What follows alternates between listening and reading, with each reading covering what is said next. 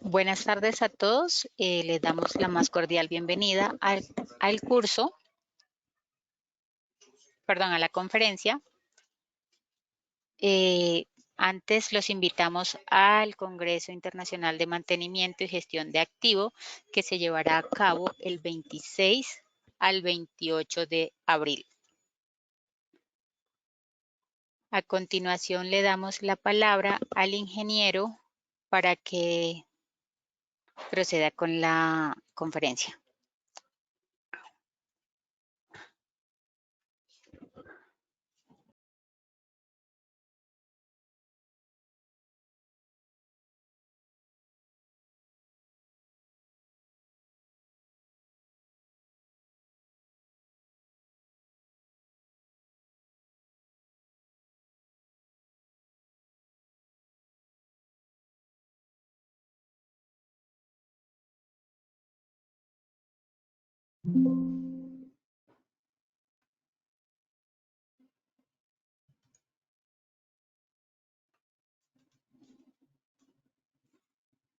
Buenas tardes, ¿me escuchan?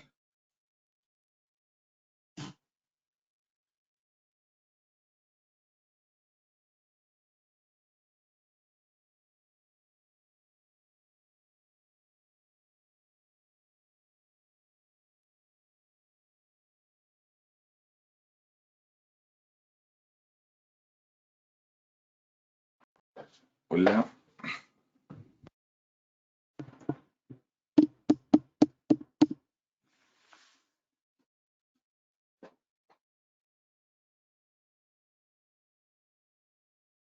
Buenas tardes, ¿me pueden escuchar? Ingeniero, sí lo estamos escuchando. Ah, bueno, perfecto. Listo, entonces procedemos a comenzar. Podemos empezar, ¿cierto? Sí, señor. Ya estamos viendo la pantalla. A continuación hace la presentación de su hoja de vida y las preguntas para los asistentes, las preguntas se pueden estar haciendo en el transcurso de la conferencia. Adelante, Perfecto. ingeniero. Bueno, buenas tardes para todos. Mi nombre es Carlos Suárez. Yo soy ingeniero mecánico con 23 años de experiencia, principalmente en ensayos no destructivos. Soy nivel 3, que es una calificación y certificación que se obtiene, y soy nivel 3 bajo dos esquemas, que son la ISO 9712 y la SNT de Estados Unidos. También soy piloto de dron ante la Aerocivil y ante AESA de España. Y pues, como lo que dije aquí en la presentación, soy entusiasta en desarrollo de aplicaciones que tengan que ver con Arduino, Raspberry Pi, Python, Internet de las cosas. Bueno, es algo que me apasiona y estoy ahí un poco aprendiendo. Listo. Entonces lo voy a estar acompañando en una serie de charlas. Vamos a empezar con la introducción a los ensayos no destructivos que vamos a ver el día de hoy. Listo, bueno. Primero que todo, a los ensayos no destructivos se les llama de varias maneras. Acá tenemos algunas diferentes formas como se conoce. Una es NDT, por las siglas en inglés. También se le dice NDE. En español le decimos END o PND, como ensayos no destructivos y pruebas no destructivas. Aquí en la imagen, como por ir viendo ya algún tema, estamos viendo una fisura en la zona afectada por el calor de una soldadura, detectada con partículas magnéticas húmedas fluorescentes. A ver si me puedo poner de pie. Sí. Y acá tenemos un escáner que se conoce como escáner Cobra con la tecnología Phase Array. Desde aquí está haciendo una aplicación de ultrasonido avanzado. ¿Listo? Los ensayos no destructivos pues se pueden aplicar en diferentes sectores y en diferentes etapas. Aquí estamos viendo la aplicación de líquidos penetrantes en una turbina de vapor. Aquí estamos viendo un dron haciendo inspección visual o termografía en unos paneles solares, también en unas torres eólicas. Entonces, como vemos, los métodos no destructivos tienen pues bastantes aplicaciones. Básicamente, los ensayos nos permiten obtener información, ya sea de piezas o de equipos ya terminados, sin alterar su condición o aptitud para el servicio. Como quien dice, no los dañamos. Es que antiguamente existían pruebas destructivas. Las pruebas destructivas sí tenían que dañar la pieza, se hacía por muestreo, no se iban a dañar todas. Desde un lote de 100 piezas se sacaban 2 para literalmente dañarlas, romperlas para ver si habían quedado bien o no. Pero los ensayos no destructivos llegaron para cambiar un poco esa filosofía, para decir, no, vamos a mirar sin alterar la aptitud para el servicio de la pieza. Entonces, de ahí su nombre. ¿Listo? Decimos que para obtener información, aunque la principal aplicación que tenemos es para defectología, o sea, para encontrar anomalías o discontinuidades. Pero los métodos no destructivos también nos pueden servir para caracterizar materiales, para poder obtener informaciones como dureza, obtener dimensiones. Todo eso forma parte de los ensayos no destructivos. Acá vemos en estas imágenes otros 3 métodos. Acá tenemos líquidos penetrantes, acá tenemos termografía, acá tenemos nuevamente ultrasonido en un oleoducto. ¿Listo? Entonces, los ensayos se van a utilizar en muchas áreas. Se pueden utilizar en una refinería, en una subestación eléctrica, los podemos utilizar en un oleoducto, en una hidroeléctrica. Entonces, cualquier elemento que esté sometido a esfuerzos o que esté sometido a algún mecanismo de deterioro es susceptible de inspeccionar con los métodos no destructivos. ¿Listo? Cualquiera de ellos. Acá tenemos otros ejemplos de métodos no destructivos. Tenemos la inspección visual, tenemos partículas magnéticas húmedas fluorescentes, tenemos acá ultrasonido phase array, acá tenemos radiografía industrial, acá nuevamente ultrasonido phase array con un equipo más nuevo, por aquí termografía. Todos estos son métodos no destructivos que nos van a servir para obtener información y poder hacer un diagnóstico o caracterizar nuestros materiales o equipos. Los métodos no destructivos se han clasificado de diferentes maneras. Hay diferentes autores que tienen diferentes clasificaciones. O sea, esta no va a ser la única, ni es la verdad absoluta, pero es una bastante popular. Es aquella que nos clasifica los métodos no destructivos de acuerdo a esa capacidad de detección que tienen. Entonces tenemos los métodos superficiales que me permiten detectar discontinuidades en la superficie. Ahí tenemos ensayos como la inspección visual, líquidos penetrantes, partículas magnéticas. Estas siglas son siglas, digamos, de su nombre en inglés, pero sin embargo se utilizan también en español. Cuando vemos un certificado de una persona que se ha calificado en pruebas no destructivas, es muy probable que tenga la combinación, la palabra inspección visual y entre paréntesis diga BT. O sea, estas siglas se siguen conservando. El visual testing es lo de inspección visual, penetrant testing es de líquidos penetrantes, magnetic testing, partículas magnéticas o magnetizables. Entonces, esos 3, digamos, se consideran métodos superficiales. Sin embargo, hay otra familia de pruebas que pueden detectar de forma superficial y subsuperficial. Dentro de esas tenemos a corrientes de Eddy que colocamos acá. Hay otras también. Tenemos ACFM, campo remoto, memoria magnética. O sea, hay varias técnicas electromagnéticas que trabajan en materiales que son o conductores de corriente o conductores de campos magnéticos. Y ese tipo de tecnologías tienen la fortaleza que no solo detectan las discontinuidades que estén abiertas a la superficie, sino pueden estar ligeramente bajo la superficie. A veces los llamamos como subsuperficiales, pero son muy cercanas a la superficie, pero ligeramente bajo la superficie. Después tenemos los ensayos volumétricos. Los ensayos volumétricos, como su nombre lo indica, puede detectar discontinuidades dentro del volumen del material. Ahí se caracteriza mucho, o es muy destacado, el ensayo de radiografía y el de ultrasonido. Son 2 ensayos muy populares hoy en día. Hay una tercera prueba, un tercer ensayo, que se conoce como emisión acústica. Tiene un parecido con el ultrasonido en el sentido de que trabaja con ondas mecánicas de alta frecuencia, pero es una técnica pasiva. O sea, no emite ondas, sino que la discontinuidad es la misma que emite las ondas. Bueno, entonces estas 3 métodos, radiografía, ultrasonido y emisión acústica, se conocen como ensayos volumétricos porque pueden detectar discontinuidades dentro del volumen. Tenemos también lo que se clasificó como otros ensayos. donde pueden meter, como en este caso, las pruebas de fuga, termografía infrarroja, vibraciones mecánicas, o sea, todo lo que no está en los grupos anteriores lo han metido como en una clasificación de otros. ¿Listo? Como les digo, puede, dependiendo del autor, puede existir otro tipo de clasificaciones, pero esta es una de las más populares que hay. Para realizar pruebas no destructivas, vamos a tener 4 etapas principales, que son seleccionar el método, obtener indicaciones, interpretar indicaciones y evaluar la indicación. Entonces acá se habla mucho de la palabra indicación, por eso ahorita vamos a ver qué es eso. ¿Listo? Vamos a ver cada una de estas. Bueno, entonces selección de la técnica, o sea, selección del método no destructivo. Todos los métodos se basan en principios físicos. Tenemos la radiografía que trabaja con radiaciones ionizantes, partículas magnéticas tiene campos electromagnéticos, ultrasonido tiene ondas mecánicas, termografía tiene radiación infrarroja. Bueno, entonces, dependiendo del objetivo que se pretenda con el ensayo, qué se quiere medir, si se quiere medir una condición superficial o interna en el material, si el material es conductor de campo magnético, si es conductor de electricidad o si es conductor de ondas mecánicas. Entonces, dependiendo de todo eso, vamos a seleccionar el método no destructivo. Algunas normas en el sector petrolero nos ayudan para esto.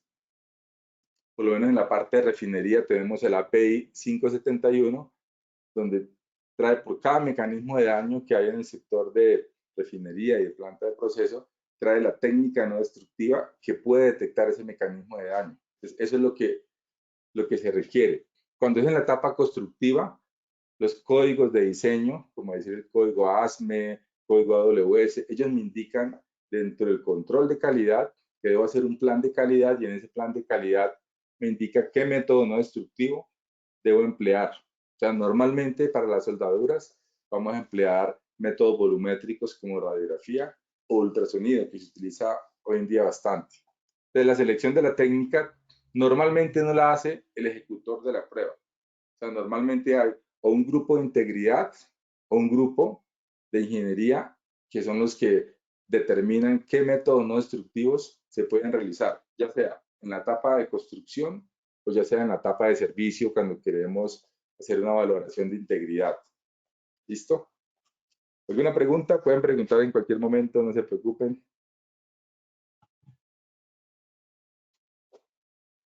Bueno, después de hacer el ensayo no destructivo, vamos a obtener indicaciones.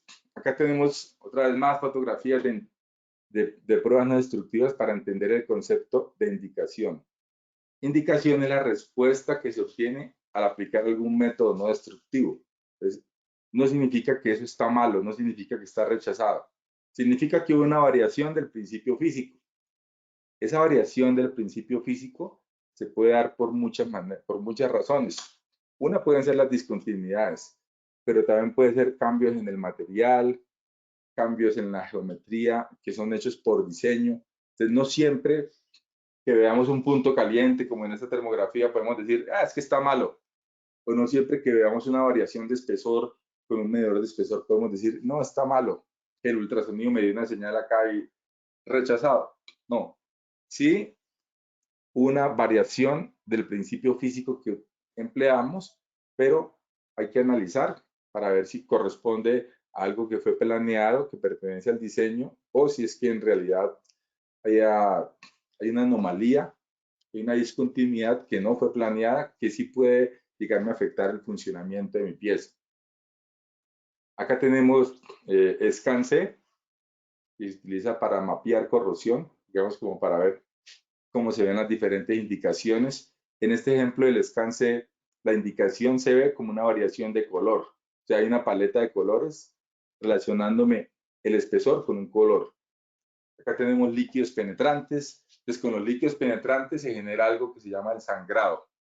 El sangrado es una mancha de tinta roja en un fondo blanco normalmente, y eso puede ser indicativo de que hay una imperfección del material.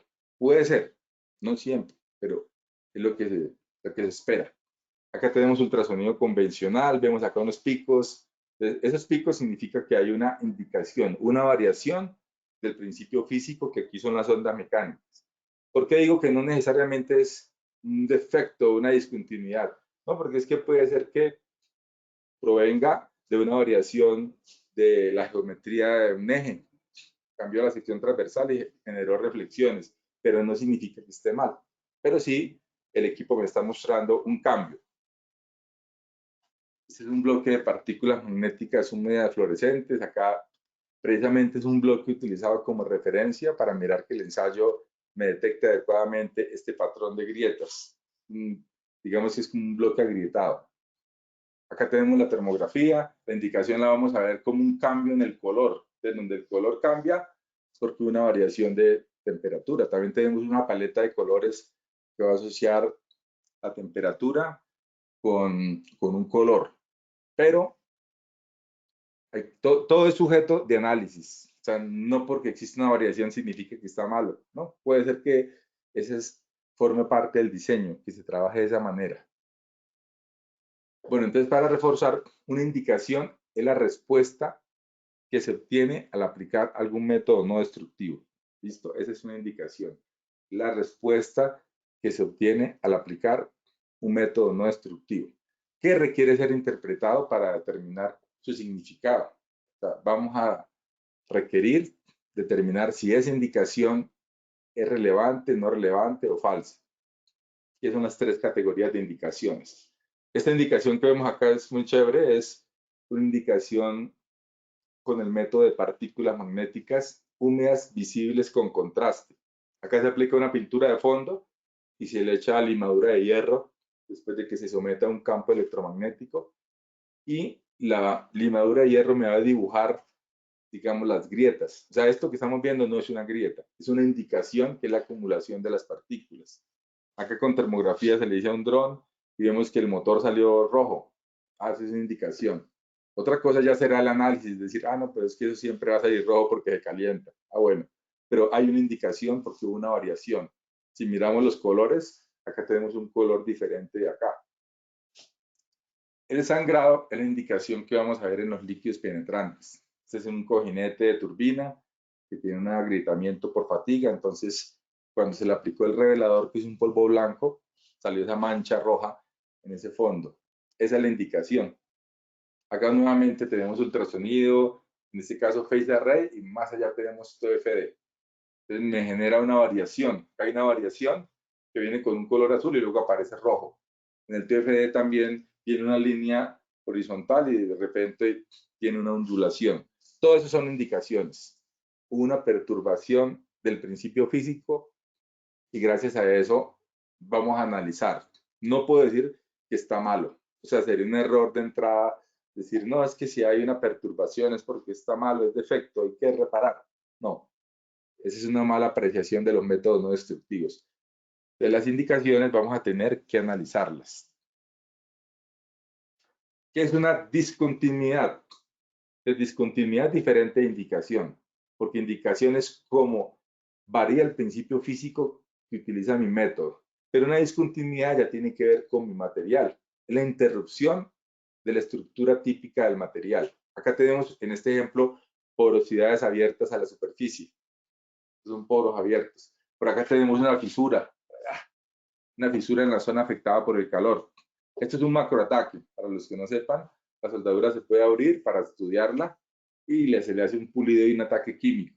Entonces, las grietas se pueden ver así y se puede ver la zona afectada por el calor y la línea de fusión acá por donde va la soldadura. Entonces, se analiza en un macroataque. ¿Listo? Entonces, una discontinuidad es cuando hay una interrupción de esa estructura física, como su nombre lo indica, hubo falta de continuidad. Sin embargo, una discontinuidad no es necesariamente un defecto. O sea, si vemos estos poros, no podemos decir, ese es un defecto. No. Que hay una fisura, es un defecto. No, ese es otro error. No es un defecto. El defecto depende del criterio de aceptación. Una misma discontinuidad para un código puede ser que esté aceptada y para otro puede ser que esté rechazada. Entonces, no se puede generalizar. En métodos no destructivos no se puede generalizar. Tenemos que conocer cuál criterio de aceptación aplica para poderlo aplicar de forma correcta. Como les decía en un comienzo, cuando se selecciona el método no destructivo, de paso se tiene que seleccionar el criterio de aceptación. Entonces, si es un plan de calidad que van a construir un recipiente a presión, es posible que digan, no, en ASME sección octava de edición 1 están los criterios de aceptación para la fabricación bajo ASME. Ah, bueno, entonces allá toca entrar a mirar, pero el hecho de que ASME me diga una cosa no lo puedo extrapolar ahora a un tubo que sea de un oleoducto o a un tubo de una estructura metálica. No, cada ingeniería tiene sus propios códigos, sus propias especificaciones, sus propios requisitos y no se pueden extrapolar. Entonces, lo que esté contractualmente establecido es lo que me va a determinar si una anomalía la voy a considerar un defecto o no, porque no se puede generalizar. ¿Listo? No podemos decir una fisura es un defecto. No, es falso. Depende del criterio de aceptación que estemos aplicando. ¿Que un poro es un defecto? No, no necesariamente. Va a depender del criterio de aceptación. ¿Listo? Bueno, hay varios tipos de discontinuidades. Tenemos discontinuidades inherentes de proceso y de servicio. ¿Listo? Hay discontinuidades inherentes de proceso y de servicio. Discontinuidades inherentes son aquellas relacionadas con el proceso de fundición y solidificación original de la pieza. Cuando viene el alto horno y van a fundir unos lingotes para después procesar ese material, entonces hay un grupo de discontinuidades que son propias de ese proceso. Dentro de esas podemos tener porosidades, contracciones del material, en español le decimos rechupes a esto, hot tilts, que son como grietas, cold shots, que es como cuando queda una capa sin fundir, se acaba la colada y le aplican nuevo hierro fundido, nuevo acero fundido y no pega una capa con la otra. Entonces queda ahí como una capa de falta de adherencia entre dos capas. Entonces hay varios tipos de anomalías que son propias del proceso de fundición. A esas las llaman discontinuidades inherentes, cuando se producen en esa etapa. Tenemos las discontinuidades de proceso, que son las que se producen en los procesos de manufactura. Esas son las más populares, digámoslo así, porque la soldadura es un proceso de manufactura y estamos muy acostumbrados a aplicar los métodos no destructivos para el control de calidad en soldaduras. Sin embargo, hay otros métodos, hay otros procesos de manufactura. Entonces, puede ser forja, laminado, extrusión, tratamientos térmicos, bueno, y soldadura. Todos esos son procesos de manufactura que pueden inducir discontinuidades.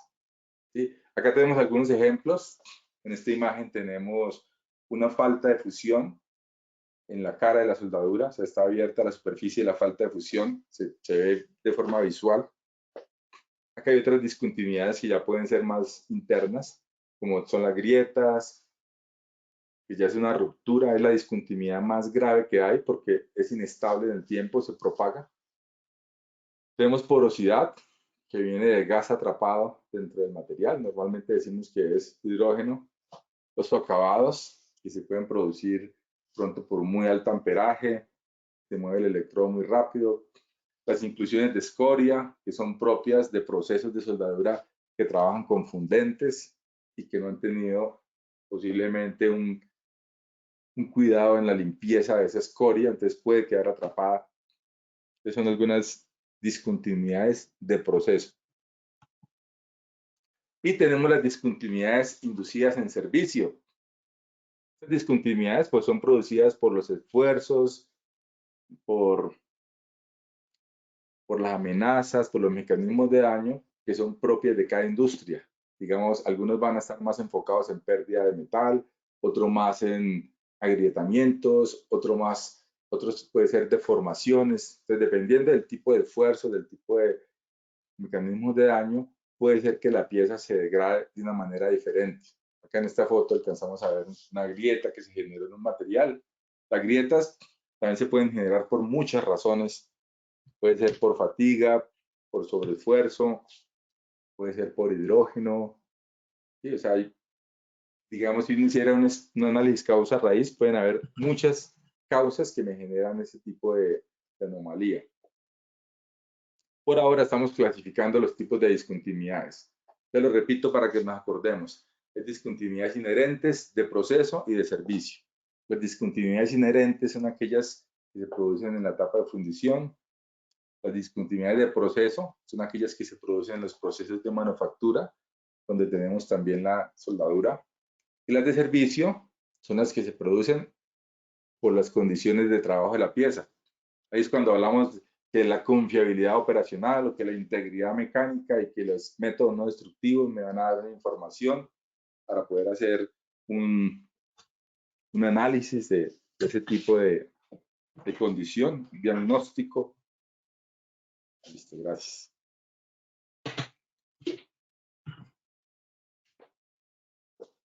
Bueno, entonces decíamos que las indicaciones, que es la respuesta que se obtiene de aplicar un método no destructivo, esas indicaciones están divididas en tres categorías principales: indicaciones relevantes, no relevantes y falsas. De las indicaciones relevantes son aquellas producidas por discontinuidades. Acá tenemos un ejemplo con la tecnología Phase Array.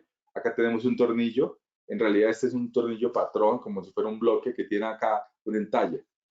Desde aquí, al hacer el ensayo de Phase Array, vemos que se produjo acá una señal. Esta señal, esa variación en el color, es una indicación que es relevante porque en este caso proviene de una discontinuidad. Fue simulada, pero es proveniente de una discontinuidad. Por acá arriba tenemos líquidos penetrantes. Se le hizo a un cojinete y entonces marcó aquí una línea roja. Esa línea roja es una indicación, es el sangrado que se produjo por una falta de adherencia entre el babbitt y el cuerpo del cojinete.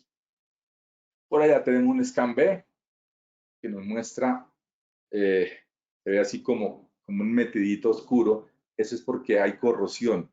Entonces el scan B, que es una visualización del ultrasonido, permite detectar ultrasonido, permite detectar corrosión, en este caso corrosión por picadura. Entonces, en ninguno de los tres casos podemos decir que hay un defecto. Hay una indicación que es relevante. Entonces, como le dije hace un momento, ¿qué es lo que lo convierte en defecto? Cuando yo lo comparo contra un criterio de aceptación y esa condición, ya sea por el tipo de la discontinuidad o por el tamaño de la discontinuidad o por ambas, incumple lo establecido en el criterio de aceptación. Ahí sí hablamos de la palabra defecto. O sea, por ahora pudiéramos decir que hay discontinuidades o que hay anomalías y que esas anomalías me produjeron indicaciones relevantes. Relevante significa que yo las debo considerar, las debo tener en cuenta. Dentro de diferentes anomalías que me pueden producir indicaciones relevantes, tenemos los poros, las fisuras, la incompleta fusión, incompleta penetración. O sea, esas discontinuidades, cuando yo aplico los métodos no destructivos, me van a producir indicaciones relevantes. Las indicaciones relevantes son las únicas que yo debo comparar contra un criterio de aceptación. O sea, no significa que ya esté malo, pero sí debo compararlas contra el criterio de aceptación que aplique, pues para ver si es importante o no es importante, si es necesario sacar mi pieza del servicio o si puede seguir operando. ¿Listo? Tenemos las indicaciones no relevantes. Las indicaciones no relevantes son producidas por la estructura del material o por alguna configuración de la pieza por diseño. Entonces, no significa que hicimos el ensayo mal o que sea una indicación falsa. Acá tenemos un ejemplo de una indicación que está entre una soldadura que va entre ala B y ala B de las turbinas. Aparece por partículas magnéticas como una línea fluorescente porque se está utilizando partículas fluorescentes. O sea, se ve muy similar a una grieta, pero acá es porque hay la unión de un material que es magnético con un material que no es magnético. Entonces, eso genera una línea de variación de permeabilidad magnética que me genera ese comportamiento en el ensayo. Acá en ultrasonido también tenemos un pico que salió ahí. Ahí se le está haciendo el ultrasonido del cojinete de un babbitt. Son dos materiales que están unidos y en la interfaz siempre me aparece esa señal. O sea, no porque me aparezca el pico, yo puedo decir, no, es que está malo, que es una indicación relevante. No, es una indicación no relevante. Se espera que aparezca. O sea, no dice nada mal. Si está todo bien, debe aparecer. Pero la debo interpretar como no relevante porque no la puedo comparar contra un criterio de aceptación. No la puedo comparar contra un criterio de aceptación.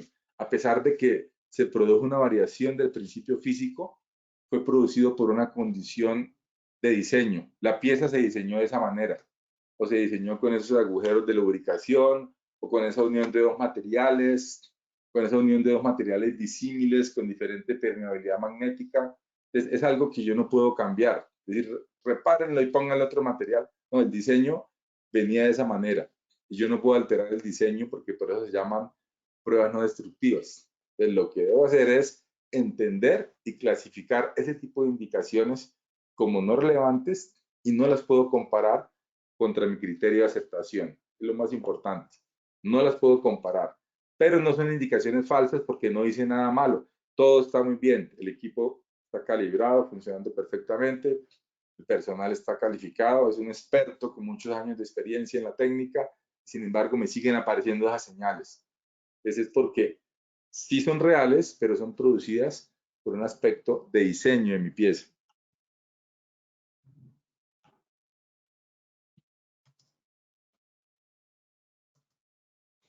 Tenemos las indicaciones falsas. Las indicaciones falsas son aquellas producidas por una mala aplicación del método. Entonces, en esta sí hice algo mal. Hubo algo mal que se hizo. No, que es que el equipo por ultrasonido se le dañó el cable porque me le paré encima y se rompió y ahora salen unos picos ahí. A esas sí son falsas. Esas sí no hay que compararlas contra el criterio de aceptación.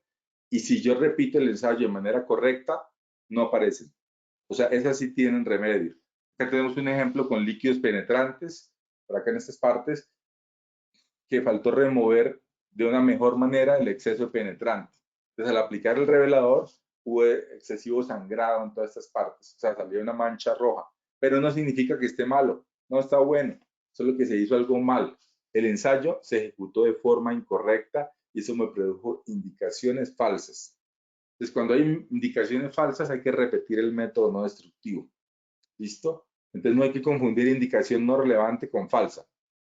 No relevante son aquellas que provienen del diseño o geometría de mi pieza y la falsa es por la mala aplicación del método. Se hizo algo mal o el equipo no servía o los productos que se utilizaron no servían. Ejemplo, los líquidos penetrantes que tienen algún problema, las partículas magnéticas tienen algún problema. Perfecto. Ahora sí, ¿qué es un defecto? ¿Qué es un defecto? Entonces, un defecto es una indicación relevante o es una discontinuidad que excede los criterios de aceptación establecidos o que podría generar que el material o equipo falle cuando sea puesto en servicio. Entonces, ahí se están definiendo dos conceptos diferentes. Uno, cuando hacemos ensayos y el criterio de aceptación es basado en control de calidad, lo que se conoce como workmanship, ahorita lo vemos. Y otro, cuando el criterio de aceptación está enfocado en determinar si la pieza es apta para el servicio o no. Están haciendo una evaluación de aptitud para el servicio, conocida hoy en día como Fitness for Service. Entonces, depende de qué haya requerido la ingeniería o el RBI o el plan de calidad, ¿sí? Que se haya establecido. Porque no se puede generalizar y no está a criterio del inspector de ensayo no destructivo seleccionar una opción o la otra. Pero como regla general, digamos, para tener un concepto genérico, un defecto es una discontinuidad que no cumple el tipo o tamaño de imperfección establecida en un criterio de aceptación.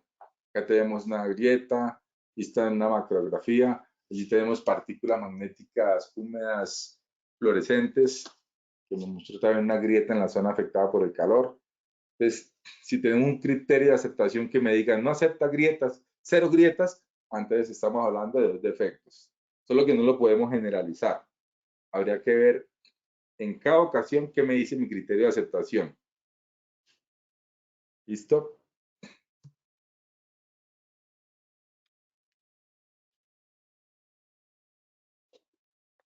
Bueno, dice acá, cuidado. No todas las indicaciones son discontinuidades. No todas las indicaciones son discontinuidades. ¿Por qué? Porque puede ser indicación no relevante, que provenga de aspectos de diseño, o indicaciones falsas, porque se haya ejecutado el método no destructivo de una manera inadecuada. Entonces, por eso no todas las indicaciones vamos a decir de forma anticipada que son discontinuidades. No todas las discontinuidades son defectos. ¿Por qué? Porque depende del criterio de aceptación. Entonces, si mi criterio de aceptación dice que no acepta ese tipo o ese tamaño de imperfección, ahí sí se convierte en defecto. Antes no.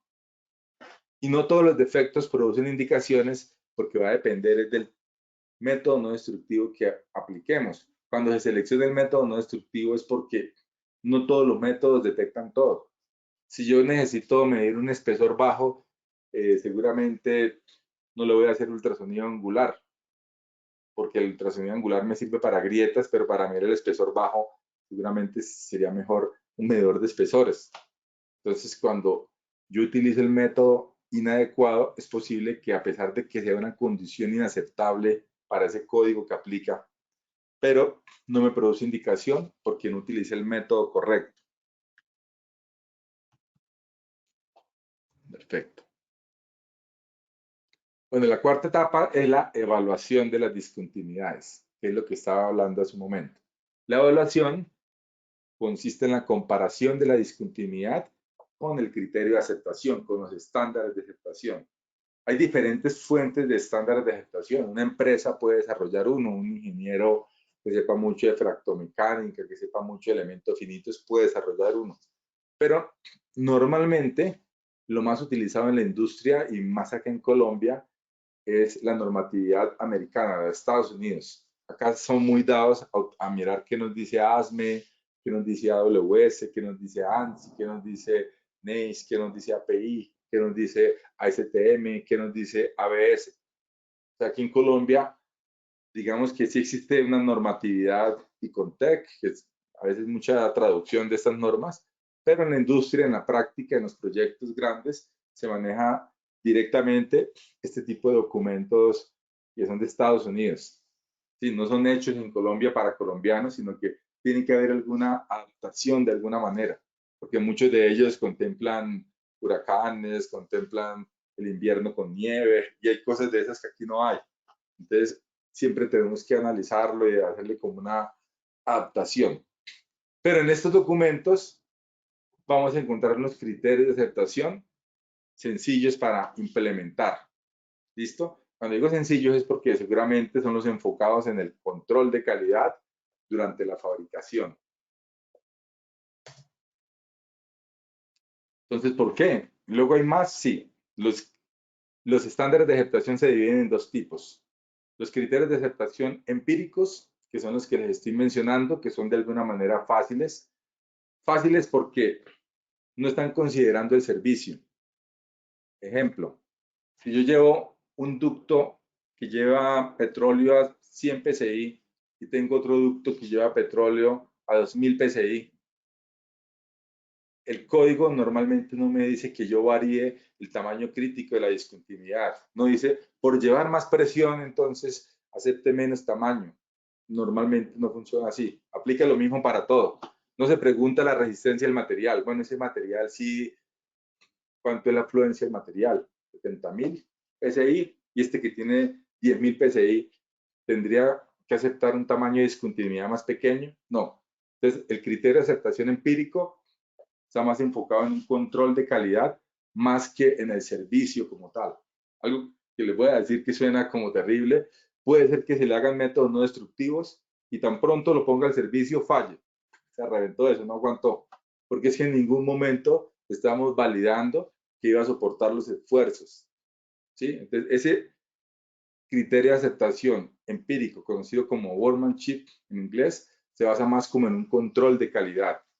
Hay otro criterio de aceptación, conocido como ECA o fractomecánica, o también le dicen hoy en día Fitness for Service. Ese criterio de aceptación sí considera los esfuerzos, sí considera la presión del material, los esfuerzos externos, la resistencia del material.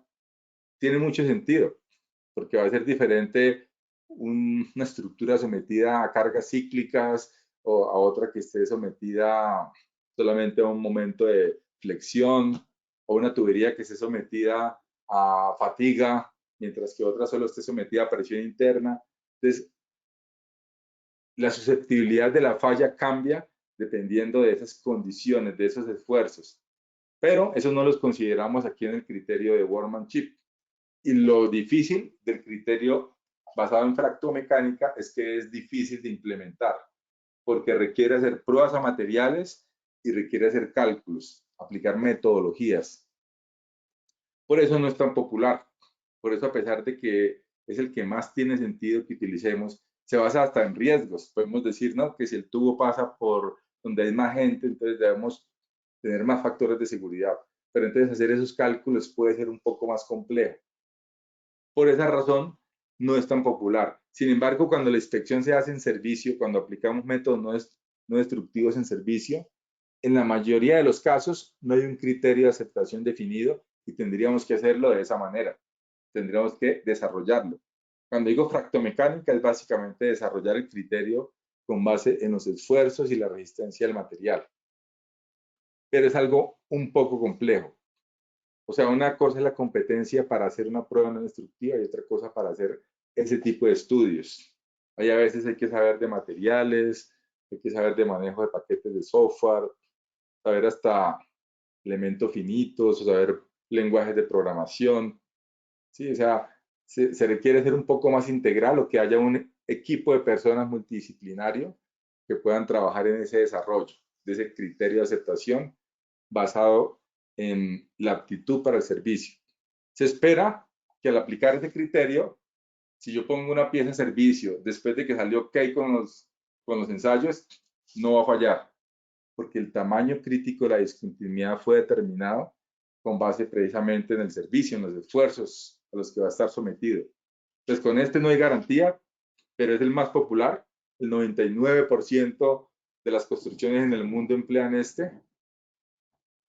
Y este 1%, a veces lo destinamos no en la construcción, sino más al servicio porque no hay otra opción, por el alto grado de complejidad que tenemos para desarrollarlo, porque no tenemos la competencia técnica para desarrollar el criterio de aceptación basado en los esfuerzos reales. Entonces, la fácil es esta.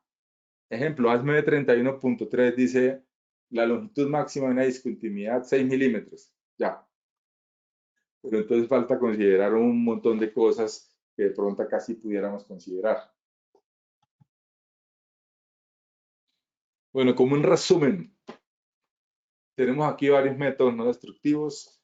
Primero tenemos que seleccionar cuál método es más adecuado para los mecanismos de daño y para el código que yo pretendo cumplir.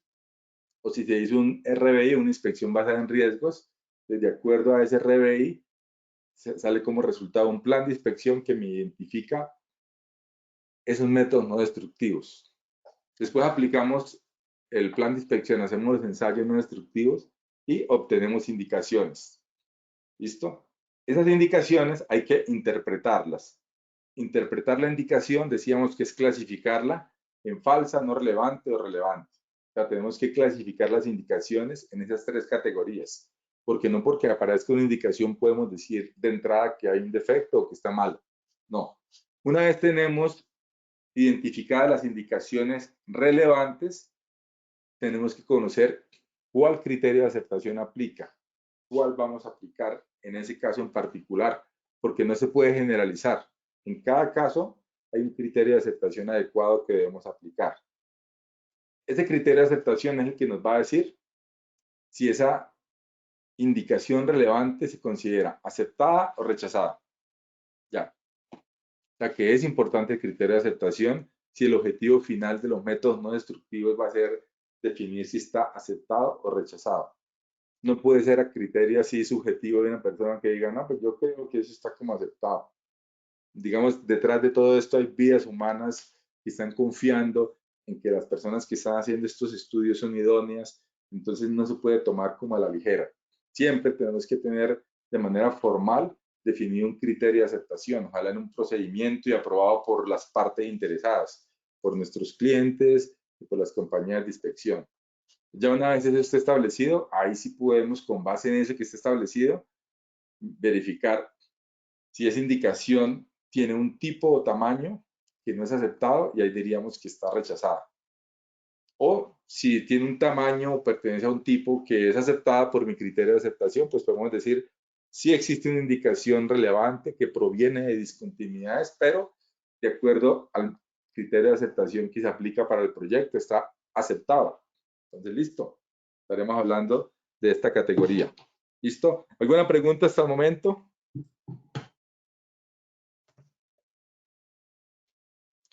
Bueno, perfecto. De esto va a haber otra charla otro día, va a haber una charla especialmente para esto, pero vamos a dar aquí una pequeña introducción que tiene que ver con la calificación y certificación de personal en ensayos no destructivos. Básicamente en el mundo hay dos corrientes. La corriente de Estados Unidos, la llamamos ICNT, y el esquema internacional, que es el que está basado en la ISO. Hay esos dos criterios, ISO 9712 y el criterio de la SNT. Bueno, el criterio de la ISO, voy a empezar por ese criterio requiere que haya independencia entre la formación y la certificación de personal. Y la empresa que va a hacer la certificación tiene que acreditarse ante el acreditador local. Aquí en Colombia por lo menos tenemos el ONAC como el acreditador local. Entonces, la empresa certificadora tendría que estar acreditada ante el ONAC. Entonces, la pregunta del millón es, ¿pero cuál debería usar? También es un tema de mercado, es un tema de los clientes. Nosotros aquí en Colombia, hace un momento les decía que estamos demasiado influenciados por Estados Unidos, pues por eso es que el esquema de la SNT tiene mucho peso acá en Colombia. Por otra parte, el esquema de la SNT tiene un subesquema, llamémoslo así, tiene una opción que le facilita la vida a todo el mundo y es que permite que cada compañía tenga la responsabilidad de la formación y certificación de personal, que no dependa de un tercero. Como lo dice literalmente, el empleador es el certificador. Entonces, ese esquema le ha gustado tanto a la gente de Estados Unidos como a otros países de Latinoamérica como Colombia, que estamos ahí pegados. Entonces dice, cada empresa debe elaborar un procedimiento conocido como práctica escrita. En ese procedimiento va a establecer los criterios de entrenamiento, calificación y certificación de personal que hagan los ensayos no destructivos. Y entonces hay una certificación de primera parte. El mismo empleador es el que va a certificar a su personal. ¿Listo? Ese es el esquema, o como les decía, un subesquema que tiene la SNT de Estados Unidos. Porque la otra opción es viajar a Estados Unidos y presentar los exámenes directamente con ellos. Estas son las normas que apoyan el esquema de Estados Unidos. API, ASTM, ASME, AWS. Entonces, todos ellos piden que el personal esté certificado de acuerdo a la SNT TC1A, que es la guía de la SNT para la certificación de personal interna de las empresas. Entonces, por eso es que ha tenido tanta fuerza, tanto peso durante tanto tiempo, porque muchas personas a veces hacen la pregunta, pero no habría como conflicto de intereses, yo mismo me entreno, yo mismo me certifico, entonces me diría, pero eso sí será válido. Entonces, estos documentos, API, cuando digo API no es una norma, es más de 100 normas que forman parte, son familias de norma API, las ASTM también son una familia de normas, las ASME también son una familia, las AWS también son una familia, y todas ellas anteriormente solo permitían este esquema. O sea, hoy en día, más bien, ya se abrieron de manera opcional a la ISO 9712, porque anteriormente no estaba la opción. Entonces, la ISO 9712 está ganando terreno, pero vaya poquito con los esquemas americanos. Con los esquemas europeos, la ISO 9712 sí es la que tiene mucha mayor fuerza. Vamos a volvernos a esta diapositiva un momento. De la ISO 9712 es un esquema independiente y imparcial de tercera parte, donde no se vale eso de que el empleador sea el certificador. Tiene que ser una empresa exclusiva para certificar al personal. Ese esquema, digamos, en toda América lo tienen en Canadá, lo tienen en Brasil y lo tienen en Argentina. Y a veces decimos que el esquema europeo, porque Europa lo ha tenido desde hace muchos años. Cuando digo Europa también incluyo sí, Australia, Inglaterra, casi todos los países, con excepción aquí de América, que los guiamos un poco más por la SNT. Entonces uno diría, pero ¿por qué ellos utilizan esta norma y no esta? Ah, porque es que ellos las normas que utilizan para hacer las soldaduras, para hacer las estructuras, para hacer los tanques, son normas ISO, British Standard, EN, y esa familia de normas pide que el personal que haga los ensayos esté certificado bajo estas normas. O sea, eso tiene que ver con la ingeniería de los proyectos. Por eso hoy en día, cuando hay constructores que son de Estados Unidos y van a Europa, pues ellos también pueden pedir este esquema. O lo contrario, ¿no? Que viene una constructora de España, viene la EGNOR, y ellos pueden solicitar el esquema europeo. Entonces, está un poco más de la mano, es como con un tema de mercado, ¿sí? Más que con un tema de regulación, aunque la regulación importa, solo que en países como Colombia, ante ausencia de regulación, queda un poco abierto de común acuerdo entre las partes. Entonces, las constructoras, las multinacionales que hacen el EPC que llaman, ellos traen toda su ingeniería y dentro de ella viene el control de calidad y dentro del control de calidad vienen estos criterios para el personal que va a realizar las pruebas.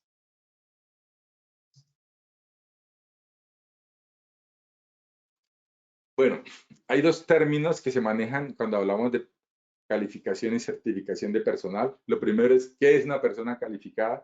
¿Qué es calificación? Entonces, una persona calificada es una persona competente para realizar una actividad, en este caso para realizar pruebas no destructivas. De acuerdo al esquema ISO 972 y al esquema SNT-TC1A de la SNT, coinciden en esto. Se requiere que el personal que haga los ensayos tenga experiencia, entrenamiento formal, condición física y conocimientos. Debe tener esos 4 elementos. Entonces, dentro del entrenamiento, la SNT tiene una norma que se llama CP105, donde me dice qué temas se deben ver por cada método. En el documento SNT-TC1A me dicen que cada empresa, hablando del sistema interno de las empresas, debe tener documentado cuánto es la experiencia que va a tener por cada método. Y vamos a requerir que para las personas que hagan pruebas no destructivas, hagan una prueba de agudeza visual cercana y discriminación de colores. También se le van a hacer 3 exámenes, un examen general, uno específico y uno práctico, para validar los conocimientos. Hay 3 métodos de calificación y certificación. Tenemos nivel 1, nivel 2 y nivel 3. Esta es una tablita que tenemos en la SNTTC1A, donde tenemos por cada método no destructivo y por cada nivel cuánto es las horas de entrenamiento recomendadas y cuánto es la experiencia recomendada en el método y en ensayos no destructivos en general. Es como para que las empresas hagan su procedimiento al interior. ¿Listo? Esta es la norma ISO 9712 que les estaba hablando hace un momento. Esta está bajo una sombrilla que se llama ISO 17024, que es un esquema de certificación de personal de cualquier cosa. Digamos, un centro de conducción, ellos tienen que estar acreditados bajo este esquema.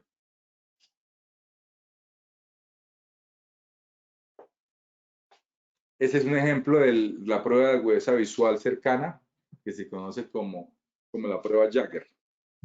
Vamos a adelantar aquí para que me puedan hacer algunas preguntas. Este es el test Ichihara. Entonces, para que podamos realizar ensayos no destructivos de forma adecuada, se requiere cumplir con el triángulo de confiabilidad de las pruebas no destructivas, donde se requiere siempre competencia del personal, procedimientos adecuados y validados y la tecnología adecuada, o sea, los equipos calibrados, los equipos correctos, tecnología de punta. Si alguno de esos 3 elementos falla, no va a haber confiabilidad a la hora de hacer las pruebas no destructivas.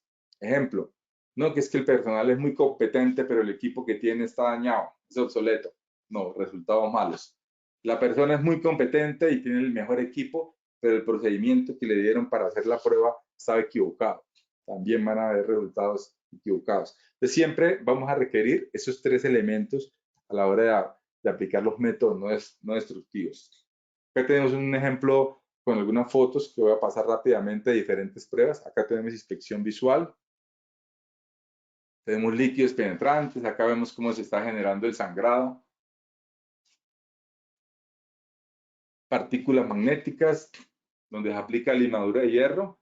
Nosotros vemos que la limadura se amontona, dibujando la discontinuidad, como acá. Acá está. Es un yugo electromagnético. El ensayo de radiografía trabaja con radiaciones ionizantes. Esta radiación es penetrante, atraviesa los cuerpos y al haber variación de densidad o variación de material, va a hacer que pase más o menos radiación, produciendo una impresión ya sea en una película radiográfica o en un flat panel, en un arreglo de sensores. Tenemos el ultrasonido muy usado hoy en día. Anteriormente usábamos ultrasonido convencional, como lo vemos acá, pero hoy en día ya hay otras tecnologías más avanzadas, como el ensayo de ultrasonido técnica de TFD, Time of Flight Diffraction. Tenemos el AUT basado en discriminación de zonas. Acá tenemos el equipo PyWizard.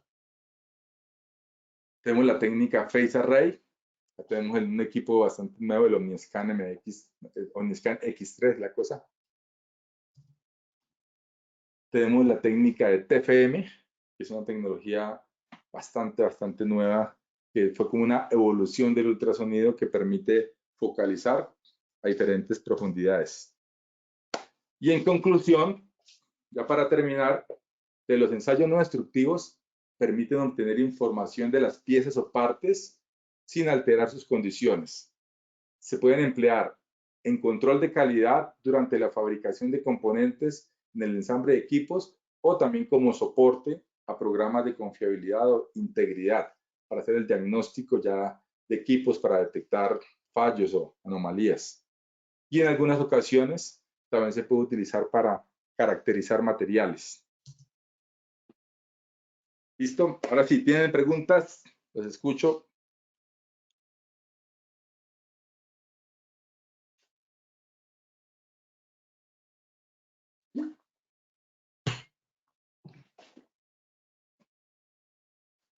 Vamos a cambiar acá. No han realizado preguntas, ingeniero. Ok.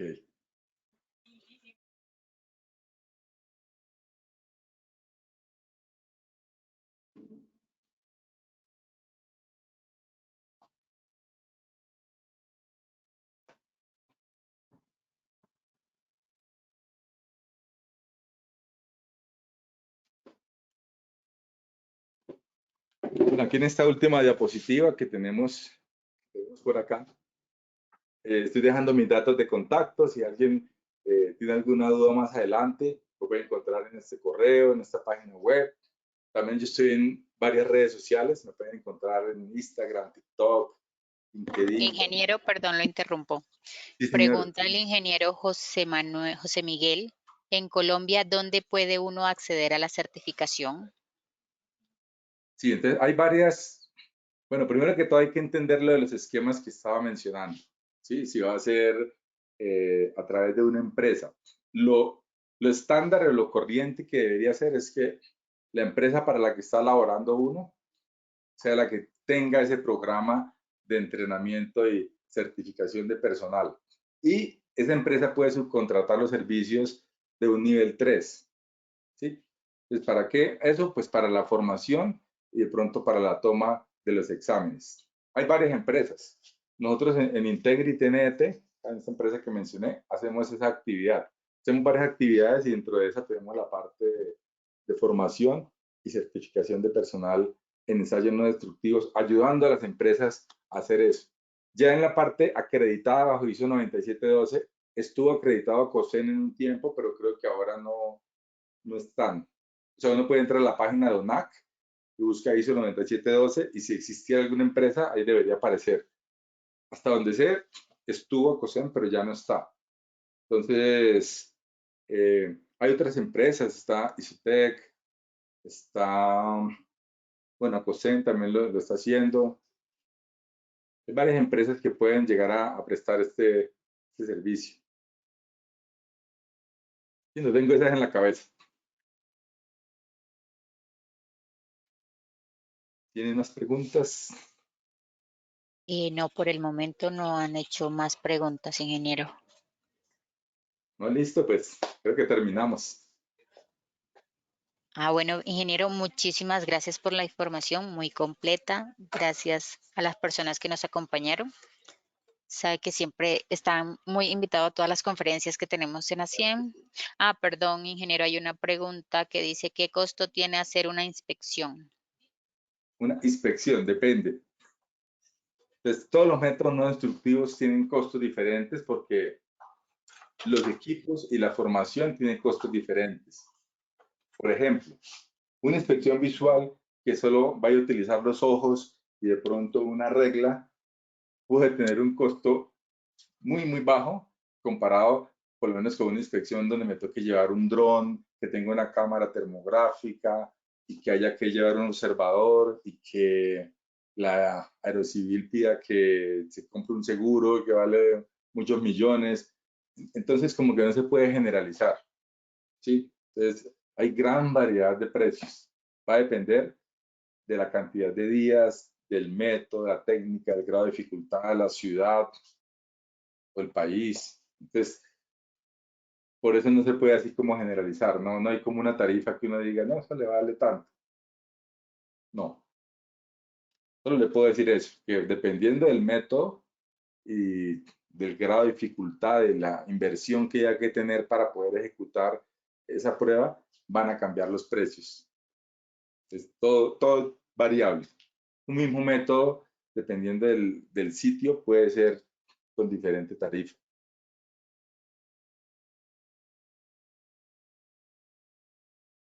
Que muchas gracias, le dicen, ingeniero. Bueno, muchas gracias a todos. Espero que les haya gustado y les espero en las próximas charlas. Bueno, gracias a todos por participar. Ingeniero, muchísimas gracias. Bueno, que estén muy bien. Hasta luego. Bueno, hasta luego. Chao, bye bye.